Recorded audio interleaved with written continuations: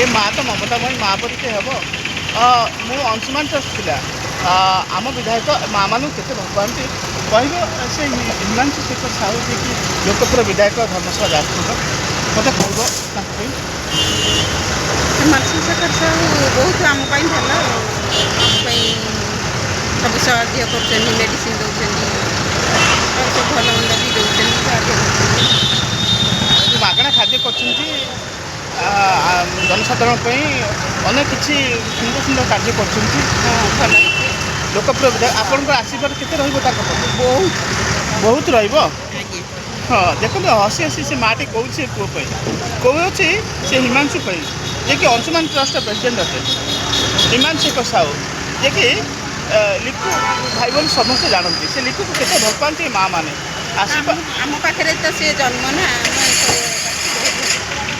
ସେ କହିବା କଥା ସେ ଯେ ଆମ ପାଖରେ ଜନ୍ମ, ଏଠି ହାପେଟ ପିନ୍ଧି ବୁଲୁଥିଲା ସେ ଲିକୁ, ଆଜି ଧର୍ମଶାଳାର ଲୋକପ୍ରିୟ ବିଧାୟକ। ଆଜି ସେ ଅନେକ ସୁଚାରୁରୂପେ କାର୍ଯ୍ୟ ତୁଲାଉଛି। ଆଜି ସେ ଏ ମାଆମାନଙ୍କ ମନ ଜିଣିଛି। ଆସନ୍ତାକାଲି ବା ଆଗାମୀ ଦିନରେ ସେ ଅନେକ କିଛି ଏ ମାଆମାନଙ୍କୁ ହିଁ କରିବ। ମା ପାଇଁ ପୁଅଟିଏ, ମା ତ ଜନନୀ, ମା ତ ଜଗଦ୍ଧାତ୍ରୀ। ସେ ଜଗନ୍ନାଥ ପରେ କ'ଣ ପ୍ରାର୍ଥନା କରିବେ ତା ପାଇଁ ଆପଣ?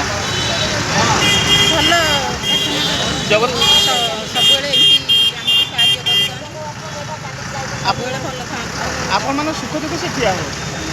ଅଂଶୁମାନ ଟ୍ରଷ୍ଟର ପ୍ରେସିଡେଣ୍ଟ ଶ୍ରୀଯୁକ୍ତ ହିମାଂଶୁ ଶେଖର ସାହୁକୁ ଆଶୀର୍ବାଦ ଜଣାଉଛନ୍ତି ଏ ମାଆମାନେ। ଏ ତ ଧର୍ମଶାଳା ମାଟିର କଥା, ଏ ହେଉଛି କଳାବତୀ ସଂସ୍କୃତି ପରମ୍ପରାର ଧର୍ମଶାଳା, ଏତ ହେଉଛି କଳାବତୀ ସଂସ୍କୃତି ପରମ୍ପରାର ଯାଜପୁର। ଯେତେ କହିଲେ ବି କମ୍ ହେଇଯିବ, ସେ ଭଲ ପାଇବା ସାଉଁଟି ଚାଲିଛନ୍ତି। ତାଙ୍କ ପାଇଁ ତ ଯାହା କହିବ କମ୍ ନୁହେଁ ନା, ସେ ଯେତେ କହିଲେ ବି ସରିବନି, ଅସରନ୍ତି ଭଣ୍ଡାର ତାଙ୍କ ପାଖରେ।